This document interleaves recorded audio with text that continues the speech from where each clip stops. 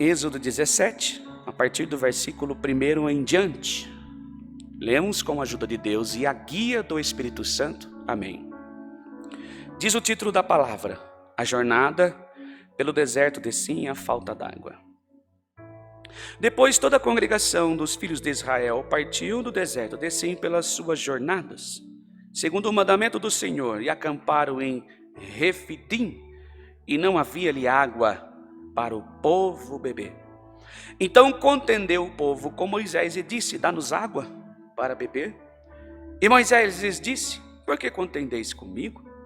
Por que tentais ao Senhor?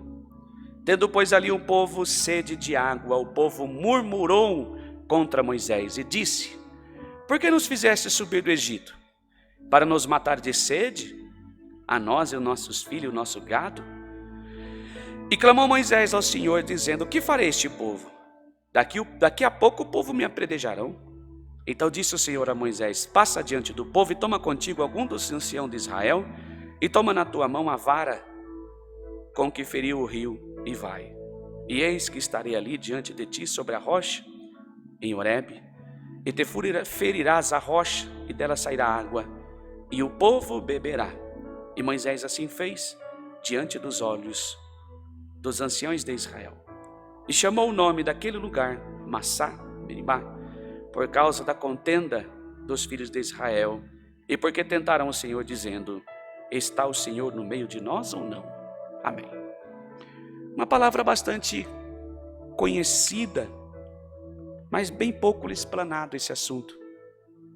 Essa história se dá já no momento em que o povo já está na jornada em meio ao deserto.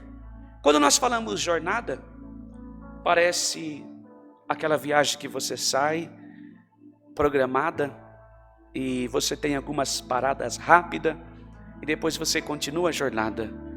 É mais ou menos isso, mas com alguns acontecimentos diferentes.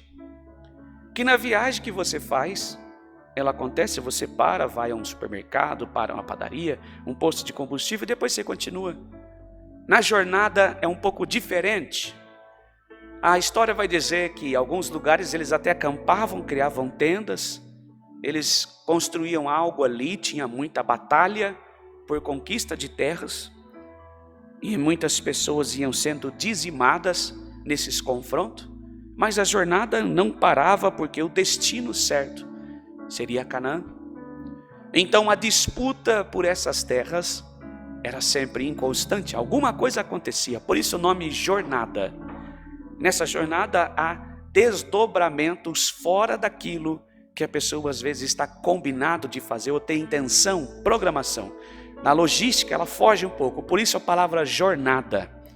Essa história vai acontecer depois que eles passam o Mar Vermelho, depois que o povo egípcio é morto. Hoje de manhã nós tratamos desse assunto. A história vai dizer que Jacó sobe do Egito com os filhos. E quando ele vai, José é o governador.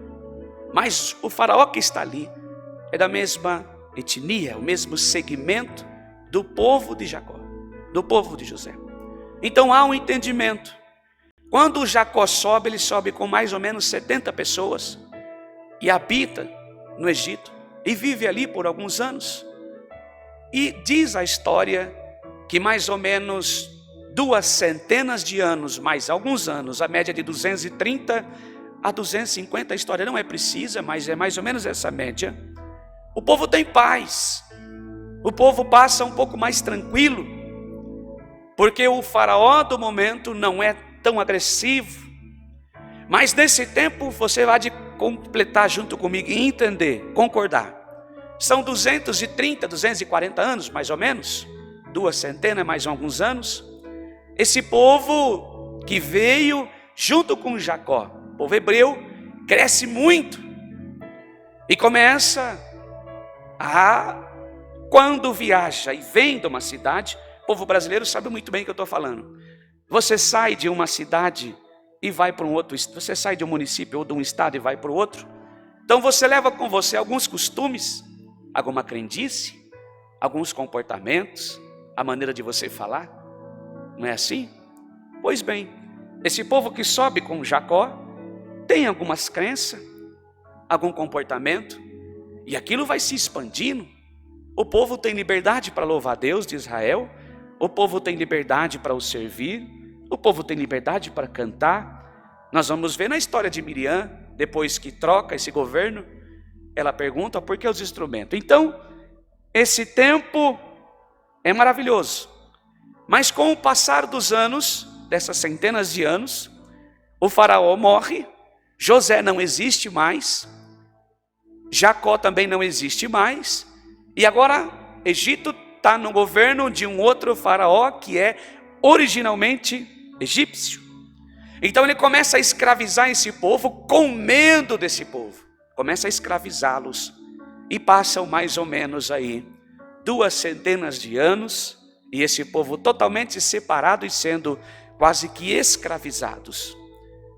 Então Deus prepara, entre meio a esse povo, um casamento entre Arã, juntamente com Joquebede. E nasce ali pessoas importantíssimas na história, começa Deus movimentar. Só para você entender o contexto. E nessa situação em que o povo agora está sendo escravizado, dá-se um casamento entre um homem chamado Arã, que casa com Joquebede. E nessa situação nasce Miriam, e mais um pouco à frente nasce Arão, e depois, por último caçula, Moisés. Só para você ter um entendimento, para nós chegarmos até a história onde Deus quer falar com a tua vida. Hoje de manhã Deus tomava nós justamente nesse assunto. Moisés agora visto por Deus como uma saída do povo desse sofrimento e oferecendo a eles uma terra em que manava leite e mel, uma terra em que Deus queria eles. Justamente nesse momento nasce Moisés, na hora mais difícil em que o povo está enfrentando dentro do Egito. É nesse momento em que Deus entra na nossa vida.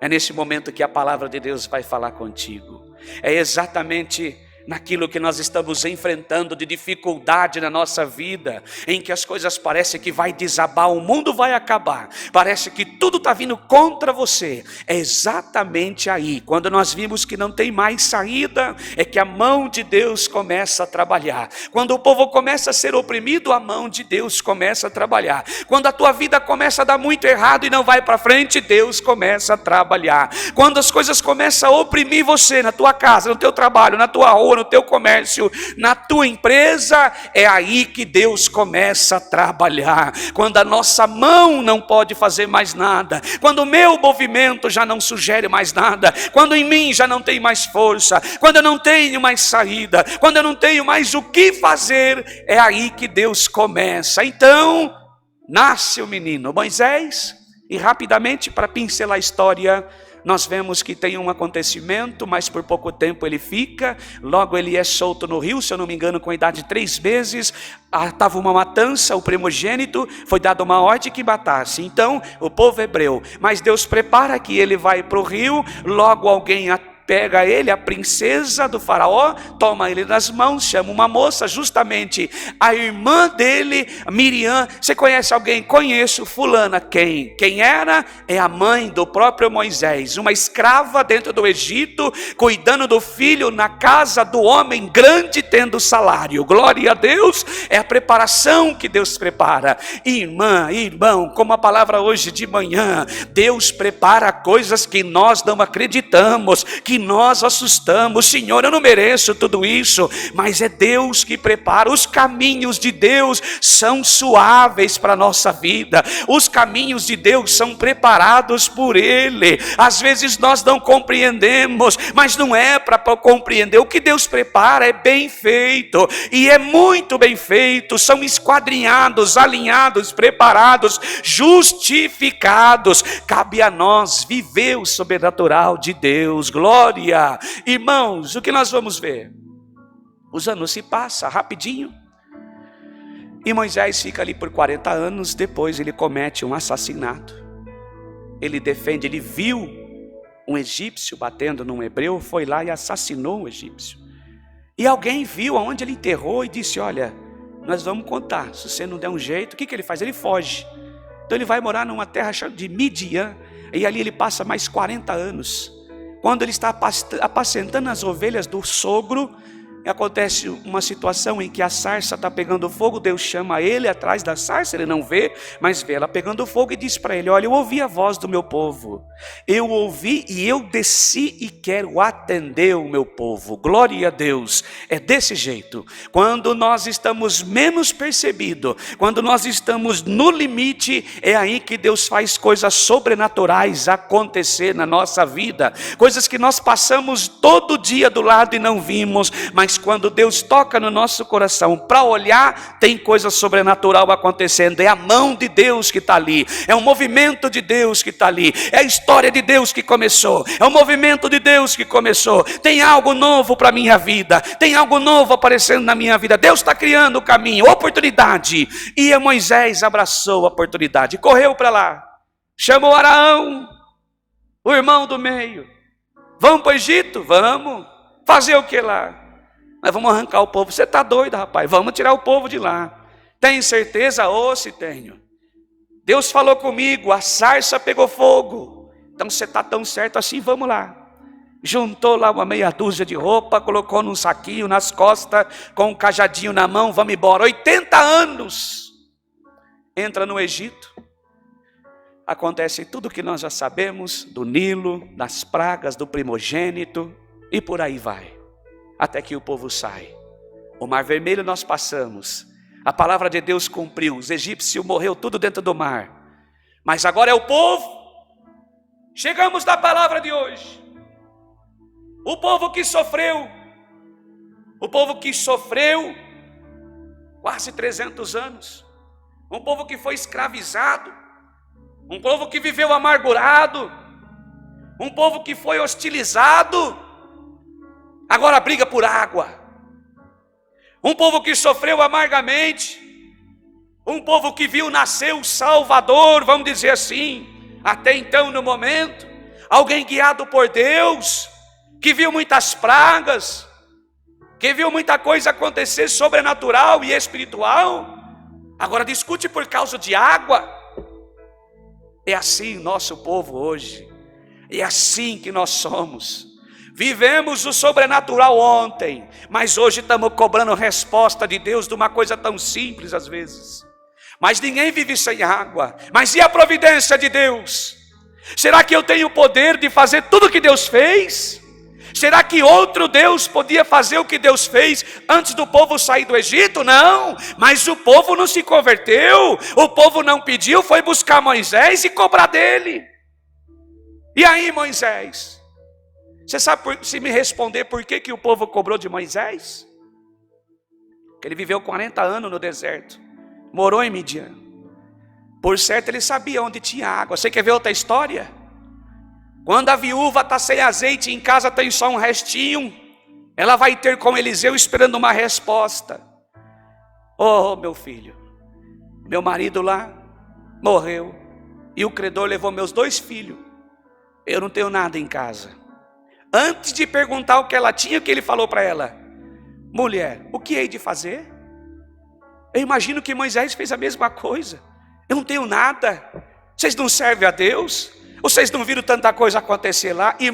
Irmão, no nome de Jesus, começa a ver o que Deus fez na tua vida. Já começa a ver o que Deus preparou para você no passado. Já começa a ver quanta coisa Deus fez na sua vida. Nós ficamos colocando Deus contra a parede o tempo todo, mas não há em nós a disposição para clamar, para pedir, para orar, indagar a Deus. Senhor, tem misericórdia, é muito fácil. Olha o que você está fazendo comigo, olha para a minha vida. Mas prostrar com o rosto no chão, se humilhar no pó da terra e dizer: só tu na minha vida. Eu sirvo um Deus que é poderoso, eu sirvo um Deus que é o dono de tudo. Ele vai me dar saída, vai preparar caminho, vai criar uma oportunidade, a minha história vai mudar. Oh glória, fazer que nem Davi não faz, mas reclama, pede, murmura, xinga, acha ruim, discute da palavra, briga com Deus. Oh glória, glória a Deus. Foi assim com o povo.